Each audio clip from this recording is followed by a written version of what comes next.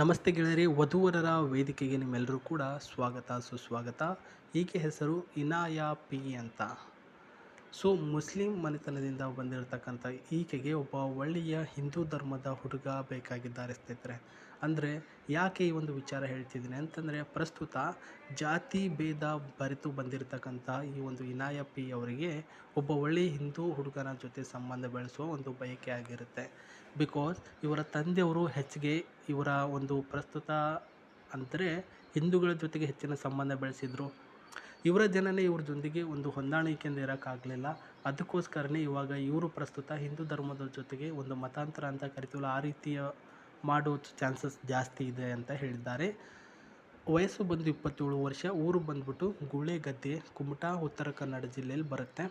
ಈಕೆ ಹೈಟು 5.5 ಅಡಿ, ಗೋಧಿ ಬಣ್ಣದ ಮೈಕಟ್ಟು, ಮೀನರಾಶಿ, ರೇವತಿ ನಕ್ಷತ್ರ. ಸೊ ರಾಶಿ ಮತ್ತು ನಕ್ಷತ್ರ ಎಷ್ಟು ಇಂಪಾರ್ಟೆಂಟ್ ಅಂದರೆ, ಒಂದು ಮದುವೆ ಆಗಬೇಕು ಅಂದರೆ ತುಂಬ ಇಂಪಾರ್ಟೆಂಟ್ ಆಗುತ್ತೆ. ಬಿಕಾಸ್ ಯಾವ ರೀತಿಯಲ್ಲಿ ಇರ್ತೀವಿ ನಾವು, ಯಾವ ರೀತಿಯಲ್ಲಿ ಇರಬೇಕು ಇರಬಾರ್ದು ಅನ್ನೋ ಉದ್ದೇಶದಿಂದ ಹೇಳ್ತಾ ಇದ್ದೇವೆ.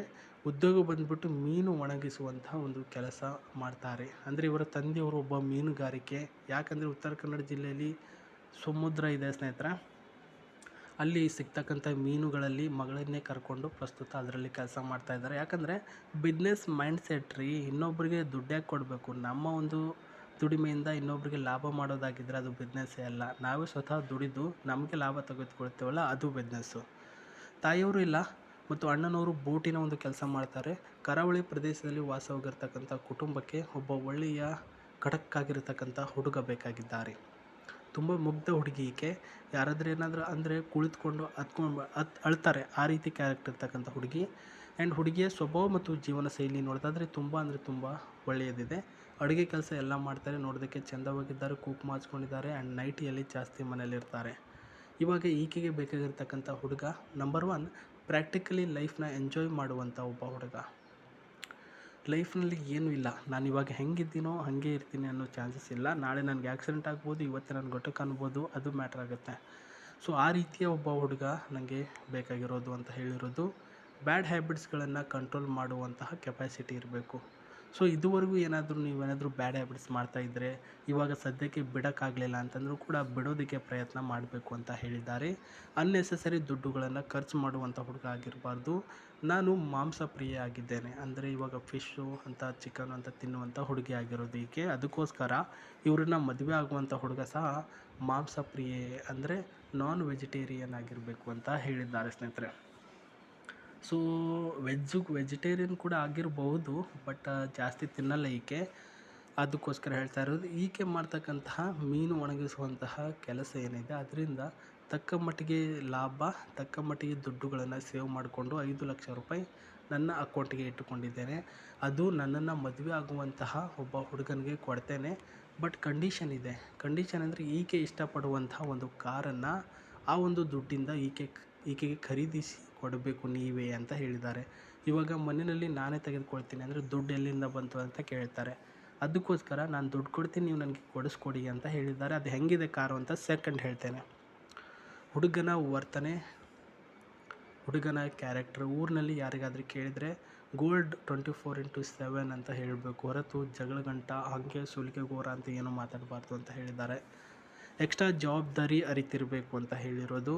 ಒಳ್ಳೆಯ ಸ್ಟಡಿ ಆಗಿರ್ತಕ್ಕಂತಹ ಒಂದು ಕೆಲಸ ಇರ್ತಕ್ಕಂಥ ಹುಡುಗ ಆಗಿದ್ದರೆ 28ರ ವಯಸ್ಸಿನ ಒಳಗಿರೋನಾಗಿದ್ದು ಹೈಟು ನೋಡೋದಕ್ಕೆ ಲುಕ್ಕು ಚೆನ್ನಾಗಿದ್ದರೆ ಒಪ್ಪಿಗೆ ಕೊಡ್ತೇನೆ ಅಂತ ಹೇಳಿರ್ತಕ್ಕಂಥದ್ದು ಈಕೆ. ಸೊ ಈಕೆಯ ಇನ್ನಷ್ಟು ಮಾಹಿತಿಗಾಗಿ ವಿಡಿಯೋದ ಕೆಳಗಡೆ ಕಳಿಸಿರ್ತಕ್ಕಂಥ Gmail ಐಡಿಗೆ ಮೆಸೇಜ್ ಮಾಡಿ. ಆ್ಯಂಡ್ ಇಲ್ಲಿ ಏನು ನೋಡ್ತಾ ಇದ್ದೀರಾ, ಪ್ರಸ್ತುತ ನೀವು ಅಂದುಕೊಂಡಿದ್ದು ನಿಜ ಸ್ನೇಹಿತರೆ. ಈ ಒಂದು ಕಾರುಗಳನ್ನು ಆಕೆ ಇಷ್ಟಪಡ್ತಾ ಇದ್ದಾಳೆ. ಇದು ಸ್ಪೆನಿಯ ಒಂದು ಕಾರ್ ಆಗಿರೋದು. ಇದರ ಇಂಜಿನ್ ಬಂದು 1998 cc ಇಂಜಿನ್. ಟಾಪ್ ಸ್ಪೀಡ್ ಬಂದರೆ 250 ಕಿಲೋಮೀಟರ್ನ ಟಾಪ್ ಸ್ಪೀಡ್ ಆಗಿರೋದು. ಲಿಮಿಟೆಡ್ ವರ್ಚಸ್ಸಲ್ಲಿ ಆಗಿರೋದು. ಮೈಲೇಜಿಂಗ್ ಬಂದರೆ 14ರಿಂದ 15 ಕಿಲೋಮೀಟರ್ನ ಒಂದು ಮೈಲೇಜಿಂಗ್ ಆಗಿರೋದು. ಸೀಟು ಬಂದು 5 ಸೀಟಿನ ಒಂದು ಲಕ್ಸುರಿ ಆಗಿರ್ತಕ್ಕಂಥ ಕಾರ್ ಆಗಿರೋದು ಇದು. ಇದರ ಟಾಪ್ ಮಾಡಲ್, ಇದರ ಗ್ಲಾಸಸ್ ಡಿಸೈನ್ ಅಷ್ಟೇ ಸಖತ್ತಾಗಿದೆ ಮತ್ತು ಬಿಲ್ಡ್ ಕ್ವಾಲಿಟಿ ಕೂಡ ಸಖತ್ತಾಗಿ ಮಾಡರ್ನ್ ಆಗಿ ನೋಡ್ತಾ ಇದ್ದೀರಾ, ಚೆನ್ನಾಗಿದೆ. ಮತ್ತು smooth performance, premium look, extra ಆಗಿರ್ತಕ್ಕಂಥ ಮಾಡರ್ನ್. ಯಾಕೆ ಇದನ್ನು ಇವರು ಇಷ್ಟಪಟ್ಟರು ಅಂತಂದರೆ ಇವರ ತಂದೆಯವರು ಸುತ್ತಾಡಿ ತುಂಬ ಅಂದರೆ ತುಂಬ ಕಷ್ಟಪಡ್ತಾಯಿದ್ರು. ಅಂದರೆ ಇವಾಗ ಸದ್ಯಕ್ಕಿಲ್ಲ ಅವ್ರ ತಂದೆ, ಆವಾಗ ಇದ್ದಾಗ ಹೇಳ್ತಾ ಇದ್ದೀನಿ. ಇವಾಗ ಇವರು ಅದೇ ಒಂದು ಸಿಚುವೇಶನನ್ನು ಅನುಭವಿಸಬಾರ್ದು ಅನ್ನೋ ಉದ್ದೇಶದಿಂದ ದುಡ್ಡುಗಳನ್ನು ಸೇವ್ ಮಾಡಿಟ್ಕೊಂಡಿದ್ದಾರೆ.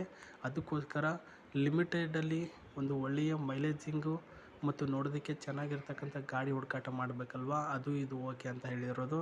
ಹಾಗಾಗಿನೇ ನೀವೇನಾದರೂ ಪ್ರಸ್ತುತ ಗಾಡಿ ಬಗ್ಗೆ ಇಂಟ್ರೆಸ್ಟು, ಆಕೆ ಬಗ್ಗೆ ಇಂಟ್ರೆಸ್ಟ್ ತೋರಿಸಿ ಅವರು ಹೇಳಿರ್ತಕ್ಕಂಥ ಪಾಯಿಂಟ್ಸ್ಗಳನ್ನು ಫಾಲೋ ಅಪ್ ಮಾಡ್ಕೊಂಡು ಹೋಗುವಂತಹ ಒಬ್ಬ ಒಳ್ಳೆಯ ಹುಡುಗ ಆಗಿದ್ದರೆ ನಿಮಗೆ ಈ ಒಂದು ಗಾಡಿ ಅವ್ರದ್ದಾದ್ರೇನು ನಿಮ್ಮದಾದ್ರೇನು ಎರಡೂ ಒಂದೇ ಆಗುತ್ತೆ. ಸೊ ಹೆಲ್ಪ್ ಮಾಡೋದಕ್ಕೆ ಹಿಂದೆ ಮುಂದೆ ನೋಡಬಾರ್ದು ಅಂತ ಹೇಳ್ತಾನೆ ಸ್ನೇಹಿತರೆ.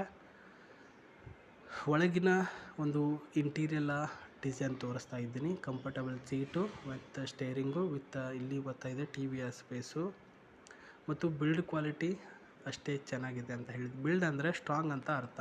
ಯಾರಿಗಾದ್ರೂ ಏನಾದರೂ ಆಕ್ಸಿಡೆಂಟ್ ಆದರೂ ಕೂಡ ಒಳಗಿನವರು ಸೇಫ್ ಆಗಿರಬೇಕು, ಗಾಡಿ ಡ್ಯಾಮೇಜ್ ಆದರೂ ಪರವಾಗಿಲ್ಲ. ಆ ಒಂದು ವಿಚಾರಕ್ಕೆ ಬಿಲ್ಡ್ ಕ್ವಾಲಿಟಿ ಅಂತ ಕರಿತೀವಿ. ಸೊ ಈ ರೀತಿಯ ಫ್ಲೌಡಿಂಗ್ ಸಿಸ್ಟಮ್ ಇದೆ. ಅಂದರೆ ಇವಾಗ ಏನಾದರೂ ಮಲ್ಕೊಳ್ಬೇಕು ಅಂದರೆ ಆ ಕಡೆ ಈ ಕಡೆ ಆಗಬಾರ್ದು ಅಂತ ಇದೊಂದು ಫ್ಲೋಟಿಂಗ್ ಒಂದು ಬಿಲ್ಡ್ ಕ್ವಾಲಿಟಿಯಲ್ಲಿ ಮಾಡಿದ್ದಾರೆ. ಸಖತ್ತಾಗಿದೆ. ಇದು AC ಸ್ಪೇಸು. ಇಲ್ಲಿಂದ AC ಆನ್ ಮಾಡಿದ್ರೆ ಡೈರೆಕ್ಟಾಗಿ ಸೀಟು ಮತ್ತು ಕಂಫರ್ಟಬಲ್ ಇಲ್ಲಿ ಬರುತ್ತೆ.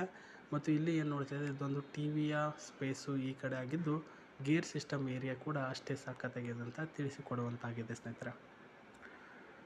ಸೊ ಜಾಸ್ತಿ ನಾನು ಇದ್ರ ಬಗ್ಗೆ ಹೇಳುವಂಥ ಅವಶ್ಯಕತೆ ಇಲ್ಲ. ಯಾಕಂದರೆ ಆಕೆ ಹೇಳಿರುವುದು ಏನಂದರೆ ಲೈಫ್ನ ಬಗ್ಗೆ ಡೀಟೇಲ್ಸು ಮತ್ತು ನನಗೆ ಬೇಕಾಗಿರ್ತಕ್ಕಂಥ ಹುಡುಗ ಹೆಂಗಿರಬೇಕು ಅಂತ ಹೇಳಿದರು. ಅದರ ಬಗ್ಗೆ ನಾವು ಫೋಕಸ್ ಮಾಡೋದನ್ನು ಮಾತ್ರ ಮರೆಯೋಕ್ಕೆ ಹೋಗ್ಬೇಡ್ರಿ. ಒಳ್ಳೆಯದಾಗಲಿ. ನಾನು ನಿಮಗೆ ಮತ್ತೆ ಸಿಗ್ತೀನಿ ಹೊಸ ಪ್ರೊಫೈಲೊಂದಿಗೆ. ನಮಸ್ತೆ, ಟೇಕ್ ಕೇರ್.